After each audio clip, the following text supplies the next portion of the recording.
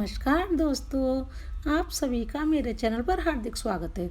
मैंने नवरात्रि चल रहे हैं। नवरात्रि में मैंने हर दिन माँ के स्वरूप के बारे में वीडियो डाली हुई है कि उनको क्या पसंद है, क्या चीज़ है।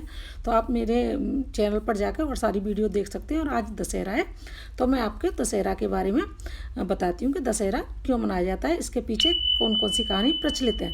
और जिन लोगों ने मेरा चैनल अभी तक सब्सक्राइब नहीं किया है तो प्लीज़ आप मेरे चैनल को सब्सक्राइब कर दीजिए, जिस पे कि आगे आने और बेल आइकन का बटन दबा दीजिए, जिससे आगे आने वाली वीडियो आपको मिलती रहेंगी।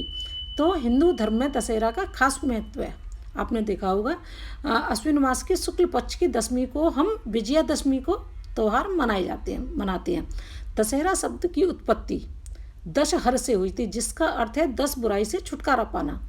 इस त्यौहार से जुड़ी हुई दो कहानी जो कि मैं आपको सुनाऊंगी। एक कथा के अनुसार तो है देवी दुर्गा ने 9 दिन तक महिषासुर जो राक्षस था ना, उसका युद्ध करके उसे हराया था। इस उपलक्ष्य में हिंदू धर्म को मानने वाले प्रत्येक वर्ष विजयादशमी का त्यौहार मनाते हैं। दूसरी मुख्य कथा है जिसे खासकर उत्तर भारत में अधिक लोग मानते हैं। हिंदू धर्म ग्रंथ के अनुसार रामायण के मुताबिक भगवान विष्णु के अवतार श्री राम ने राक्षस और लंका के राजा रावण को युद्ध में हराकर पाप का अंत करके विजय प्राप्त की थी, है ना। कहानी के अनुसार रावण ने सीता हरण किया था और यहीं से उसका अंत का कारण भी बन गया था। तो इस पर्व को हम बुराई पर अच्छाई की जीत की खुशी में हर साल मनाते हैं। रामायण के अनुसार दशहरा मैं आपको बताती हूँ। रामायण की कथा के अनुसार अयोध्या के राजा दशरथ, है ना, रघुवंशी कुल थे। राजा दशरथ की 3 पत्नियां थी। ये कहानी शायद आप सबने सुन लगी होगी, जिनका नाम कौशल्या, कैकई, सुमित्रा था। कौशल्या से राजा दशरथ की यहाँ भगवान राम ने जन्म लिया था। कैकई से पुत्र भरत ने, सुमित्रा से लक्ष्मण ने, शत्रुघ्न का जन्म हुआ था। श्री राम का विवाह मिथिलानदेश जनक की पुत्री सीता से हुआ था। कैकई ने राजा दशरथ से वचन स्वरूप श्री राम को 14 वर्ष का वनवास दिया था। भरत को राजपाट मांगा था। राजा दशरथ के ना चाहने पर भी वो वचनबद्ध थे, तो उन्हें वनवास दे दिया था श्री राम को। मर्यादा पुरुषोत्तम श्री राम ने भी पिता की आज्ञा का पालन किया था और वो 14 साल तक वनवास चले गए थे। और साथ में उनकी पत्नी सीता और भाई लक्ष्मण भी वनवास को गए थे। दूसरी ओर लंकापति राजा राक्षस उसकी ना बहुत ऐसा था, वो राक्षसी प्रवृत्ति का था। तो रावण के पिता का नाम था विश्ववा, जो चारों वेदों को ज्ञाता था और महान सोने की लंका पर वो राज्य करता था। बड़ा अहंकारी, बहुत अहंकारी रावण था वो। रावण भगवान शिव का वो अपार भक्त था। उसे वरदान मिला हुआ था कि एक तरह से कहें तो रावण उस वक्त सबसे बुद्धिमानी और शक्तिशाली राजा था। और बहुत ही उसके अंदर अहंकार तो उसके अंदर कूट कूट के भरा था। और अहंकार ही उसके अंत का कारण भी बना था। तो आपको पता है वनवास के दौरान जब रावण माँ सीता को अपहरण कर लेता है साधु के वेश में, ना, सीता के पास पहुँचता है, फिर उनसे भिक्षा लेता है। वो सीता जी सीता माँ रेखा पार कर देती हैं, तो रावण पुष्पक विज्ञान में सीता को अपहरण करके ले जाता है ना। और वहाँ पे केशव वाटिका में उनको कैद करके रखता है। तो ये कहानी आपने शायद पहले सुन रखी होगी, तभी मैंने इसको थोड़ा शॉर्टकट में जल्दी जल्दी आपको बताया जाता है। भगवान राम समुद्र पार करके रावण से युद्ध करते हैं और अपनी पत्नी सीता को उसके चंगुल से मुक्त करा देते हैं। इस युद्ध में श्री राम के साथ हनुमान, है ना, सुग्रीव, उसकी सेना भी साथ देती है। रावण का भाई विभीषण भी राम का साथ देता है। यह वही था जिसने रावण की मृत्यु का राज बताया था। आपने देखा होगा रामायण, जब कोरोना काल चला था तो डेली रामायण। और रावण का साथ दिया था उसके दूसरे भाई कुंभकर्ण और पुत्र मेघनाथ ने। युद्ध के दौरान रावण का सर कटने के बाद दूसरा सिर आ जाता था। 10 सिर थे ना, जैसे ही भगवान राम उनका सर को काटते थे तो दूसरा आ जाता था। तो ऐसा माना जाता है कि रावण के 10 सर थे। ये तो है ना। इसी रामायण कथा के अनुसार हनुमान जी लक्ष्मण को बचाने के लिए संजीवनी पर्वत भी उठा कर लाए थे।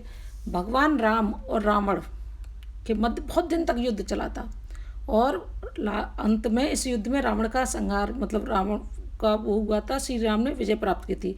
इस दिन अश्विन मास की शुक्ल पक्ष की दशमी थी। हिंदू धर्म को जो मानती हैं वो इस दिन विजयादशमी का त्यौहार मनाती हैं, क्योंकि राम ने रावण के अहंकार को मिटाकर बुराई को हराया था। चारों वेदों का ज्ञाता था रावण, है ना, बुद्धिमान था, बहुत अहंकार, उसका इतना अहंकार था कि उसकी बुद्धि भी भ्रष्ट हो चुकी थी। कथाओं में ऐसा कहते हैं कि भगवान राम ने 9 दिन तक विजय कामना के लिए, क्योंकि वो बार बार उसका सर जुड़ जाता था, तो उन्होंने विजय कामना के लिए देवी चंडी की पूजा की थी। देवी ने प्रसन्न होकर श्री राम को युद्ध में विजय का आशीर्वाद दिया था। ये 9 दिन नवरात्रि इसलिए माने जाते हैं, और 10वें दिन राम ने रावण को युद्ध में पराजित कर दिया था, तो इसलिए इस उपलक्ष्य में भी हम विजयादशमी का त्यौहार मनाते हैं। दूसरा एक कथा है कि हम दशहरा क्यों मनाते हैं, कि इस दिन देवी दुर्गा ने महिषासुर नामक राक्षस का वध किया था। ये इसकी कहानी मैं पहले आपको बता चुकी हूँ, आप मेरी वीडियो में देख सकते हो, है ना, किस तरीके से देवी ने और महिषासुर को वो किया था, सारा कुछ मैंने आपको उसमें बताया हुआ है। कथा मतलब कहानी के अनुसार महिषासुर ने शिवजी से वरदान प्राप्त करके स्वर्गलोक, भूलोक और पाताल लोक पर भी विजय प्राप्त कर ली थी। देवताओं को स्वर्ग से निकाल दिया था, उन्हें जमीन पर पृथ्वी पर आना पड़ा था, तो देवता बहुत परेशान थे। तो देवताओं ने फिर सारा अपनी शक्तियों का देवी के रूप में उनको वो किया था, तो इसकी कथा मैंने डाली हुई है। तो देवता त्रिदेव भगवान विष्णु महेश के पास मदद के लिए गए थे, लेकिन त्रिदेवी महिषासुर को हराने में असफल रहे थे।